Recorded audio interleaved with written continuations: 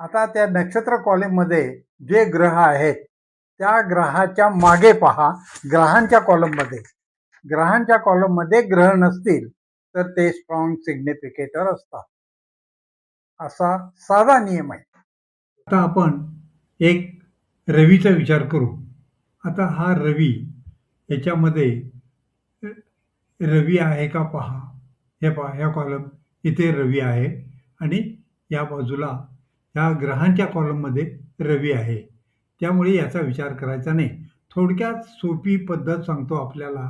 या रवीपासून म्हणजे ग्रहांच्या बाजूला डाव्या बाजूला बघा, रवीपासून ह्या केतूपर्यंत जे ग्रह नाहीत त्याचा अर्थ काय होतो, त्या नक्षत्रात ग्रह नाहीत.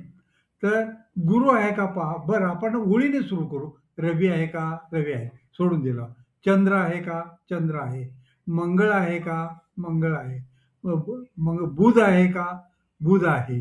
गुरु आहे का, पहा गुरु, गुरु नाही. शुक्र आहे का, आहे. बघा शुक्र आहे का नाही, बघा शुक्र आहे. आता शनी आहे का, यामध्ये तुम्हाला या पहिल्यापासून ह्याच्या खालपर्यंत चंद्रापर्यंत हा शुक्र तुम्हाला हे शनी आढळणार नाही. त्याचप्रमाणे राहू आणि केतू सुद्धा आढळणार नाहीत.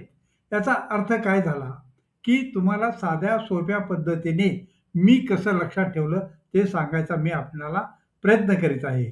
कसं, की ह्या रवीपासून केतूपर्यंत ग्रह, रवीपासून केतूपर्यंत म्हणजे एकूण रवीपासून केतूपर्यंत नवग्रह आहेत आणि ह्या नवग्रहाच्या बाबतीत आपण इथे शोधायचे आहेत. म्हणजे नक्षत्र स्वामीच्या याला 2 नंबर लिहिलेला आहे, ॲरो दाखवलेला आहे, रोमन लिपीमध्ये 2 लिहिलेलं आहे आणि आपल्या नेहमीच्या ह्याच्यामध्ये 2 लिहिलेलं आहे.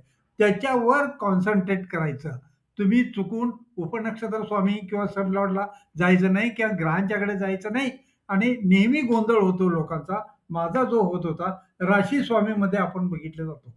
तर राशी स्वामीचा काही विचार न करता नक्षत्र स्वामी जिथं ॲरो केलेला आहे तो पूर्ण लक्षात ठेवा आणि तुमच्या ह्याच्यावर प्रिंट काढून घ्या, म्हणजे गोंधळ होणार नाही.